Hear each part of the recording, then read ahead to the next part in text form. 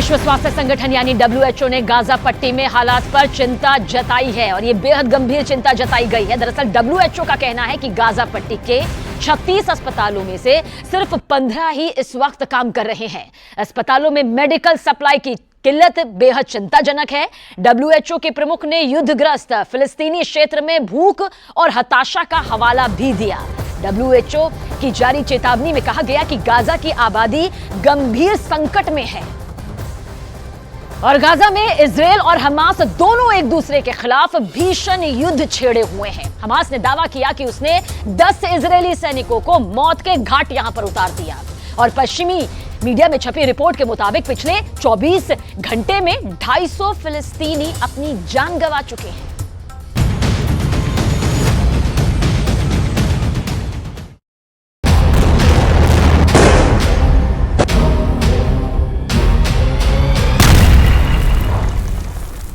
Gaza में कौन जीत रहा है युद्ध, हमास या इजरायल? दुश्मन को कमजोर समझने की भूल ने युद्ध की दशा और दिशा दोनों बदल दी है। उदाहरण देखिए, हमास ने वीडियो जारी किया है।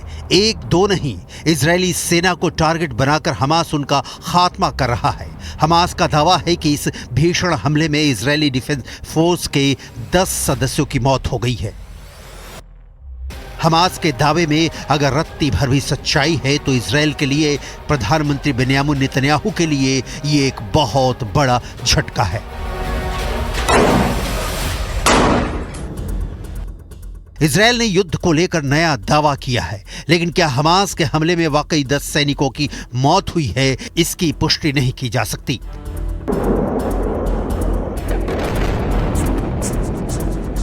सवाल है कि मरता हमास आखिर जिंदा कैसे हो गया? इजरायल के खिलाफ हमास को कहां से मिलने लगी है मदद? इजरायल के खिलाफ हमास का क्या है नया प्लान?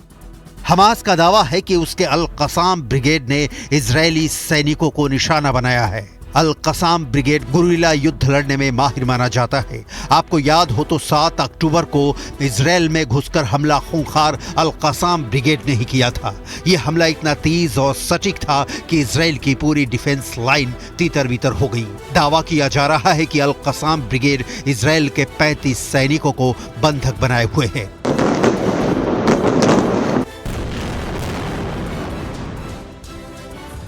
अल कसाम ब्रिगेड हमास की सबसे खूंखार मिलिट्री यूनिट है। इस यूनिट में शामिल आतंकवादियों की तुलना आईसिस की क्रूरता से की जाती है। मोहम्मद दैफ, जिसे इजरायली सेना ने मारने का दावा किया है, ब्रिगेड का प्रमुख था। ये गाजा पट्टी के भीतर संचालित होने वाला सबसे बड़ा और सबसे ज्यादा हथियारबंद आतंकवादी समूह है। हमास के लड़ाकों की ताकत का अंदाजा आप इसी बात से लगा सकते हैं कि 7 अक्टूबर से अब तक, जब महीना ही नहीं साल बदलने जा रहा है, इजरायल से गाजा पर कब्जा अब भी दूर है। कब्जे के प्लान में देर की वजह इजरायल कुछ और बता रहा है, लेकिन हमास जिस तरह से दावे कर रहा है वो इजरायल को करारा जवाब दे रहा है, उससे कहानी कुछ और दिखती है। पुतिन जैसे यूक्रेन में फंस गए, क्या नेतन्याहू वैसे ही गाजा में फंस गए हैं? गाजा पट्टी सिर्फ 40 से 45 किलोमीटर लंबी और 6 से 10 किलोमीटर चौड़ी पट्टी है। यहाँ 23 लाख की आबादी रहती थी, इसलिए करीब 20 लाख लोग विस्थापित हो चुके हैं। आपकी स्क्रीन पर ऐसे ही विस्थापित लोगों का वीडियो है। इनकी जिंदगी युद्ध ने कैसे चूल्हे में झोंक दी है, सुनिए। واستشهد ابني وجيت شردنا بالقصف في الليل وجينا هان شردنا من خان يونس لدير البلح لهال المنطقه الشهداء الاقصى واحنا ما فيش مأوى زي الناس كل ما نروح منطقه بيسلخونا فيها। गाजा में तबाही और मौतों पर पूरी दुनिया इजरायल को सलाह दे चुकी है कि जरा सोच समझ कर, लेकिन इजरायल ने इसकी जगह हमले और बढ़ा दिए। हमास के पास जवाब देने के अलावा कोई चारा नहीं बचा है। मरते मरते हमास इजरायल पर टूट पड़ा है। हालांकि हमास के पास ऐसी कोई शक्ति नहीं दिखती कि वो इजरायल की सेना से सीधा मुकाबला कर सके, लेकिन अपने घर की चौहद्दी उन्हें ठीक से पता है। नतीजा है कि इजरायली सैनिकों को हमास निशाना बनाने में कामयाब हो पा रहा है। हमास ऐसी लड़ाई बहुत दिनों तक नहीं लड़ पाएगा, क्योंकि इजरायल इस वक्त जबरदस्त हमला कर रहा है। يا بتعيشني يا بتخلص عليا وخلص، ما بديش ما اشوفش مأساة ولادي وهو بيقول لي بدي خبزه وانا مش ملاقي اجيب له. مصاري خلص ما ضلش مصاري، اللي كنا محوشين نخلص. امبارح انا رحت شريت نايلون وخشب 500 شيكل، وطول الليل وانا واولادي سقعانين فيش لا غطا لا جنبيه ولا حرام ولا حاجه، مقومات حياه ما فيش. विस्थापित लोगों का दर्द लाखों में है, लेकिन इजराइल के प्रधानमंत्री बेन्यामिन नेतन्याहू के पास अपनी जनता को जवाब देने के लिए कुछ भी नहीं है। युद्ध के बीते दिनों के बीच इजराइल को गाजा में अब तक कुछ भी ठोस हासिल नहीं हो सका है। उदाहरण देखिए, अब भी 120 बंधक हमास के कब्जे में है। दूसरा, गाजा सिटी ही नहीं, खान यूनिस जैसे शहरों पर भी इजराइल का कब्जा नहीं हो सका है। इस बीच इजराइल के 150 से ज्यादा सैनिक मारे जा चुके हैं। 150 के आंकड़े को कम नहीं समझिए, क्योंकि हमास के पास इन्हें मारने के लिए जो हथियार हैं वो बिल्कुल नाकाफी हैं।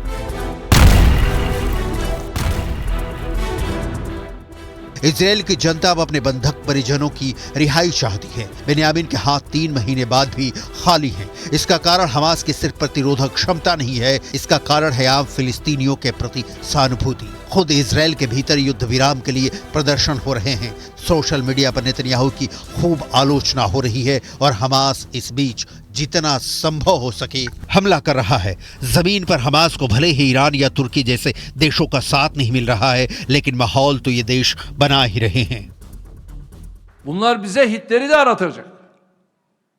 Bu Netanyahu'nun yaptıklarının Hitler'den geri kalır yanı var mı?